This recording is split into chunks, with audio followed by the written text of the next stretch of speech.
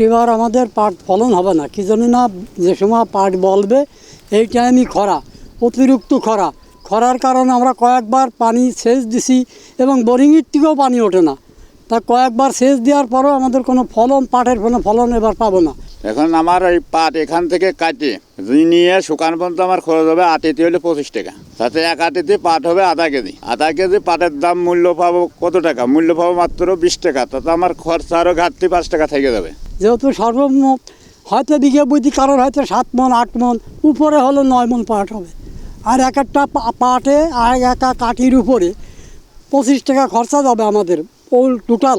আমরা যে মাঠে পাট বুনেছি, এবার এমনিতে শুকনো মৌসুমে বৃষ্টি অনাবৃষ্টি যদি হয় তাতেও পাটের ফলন কম হয়, বা বৃষ্টি একেবারে নেই এতেও কিন্তু ফলন কম আছে। তখন পাট আমাদের যে পরিমাণ লম্বা হওয়ার দরকার সে পরিমাণ লম্বা হয়নি, সে পরিমাণ মোটাও হয়নি।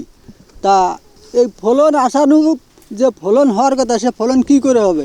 তারপরে আমরা যে মেশিন দিয়ে খরচা করে শেষ মেশ দেওয়ার পরে পাটটা যতটুকু উঁচু হয় এতে তো আমাদের ফলন হয় না। এই পানির সংকটের জন্যে আমি পাট এবার বুনিনি।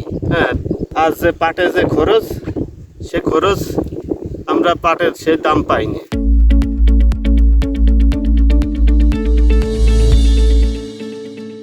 15,000 টাকা খরচ এসে যায় এক বিঘে বইটি। সেচ দিয়ে চষিয়ে কুড়িয়ে সেচ মেচ দিয়ে নিউট্রিয়েন্ট দিয়ে এবং জলটা ক্লিয়ার হয়। জল মোটর দিয়ে আমরা পানি উঠে সেই জল মোটর দিয়ে পানি দিচ্ছি, দিয়ে আমরা ওই জায়গায় পাট জাগ দিচ্ছি।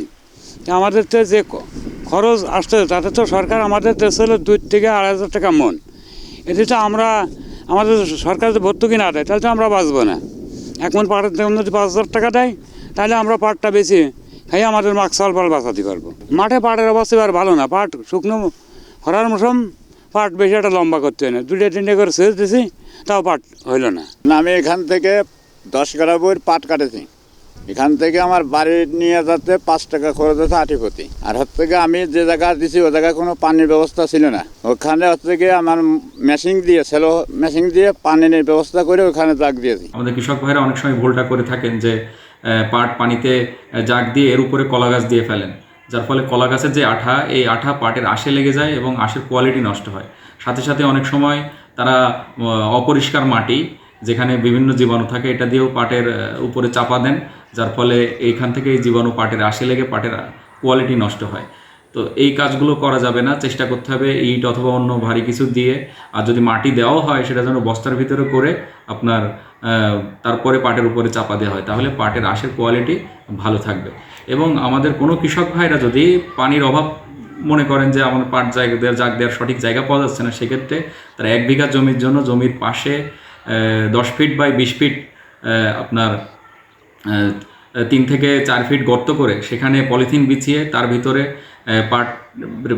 ভিতরে পাট দিয়ে তাতে কিছু যদি ইউরিয়া সার ছিটিয়ে দেওয়া হয় তাহলে পরিষ্কার পানি এবং ইউরিয়া সারের কারণে উজ্জ্বল আঁশ তারা পাবেন এবং এই কোয়ালিটি সম্পন্ন হবে, যেটার তারা বাজারে ভালো দাম পাবেন।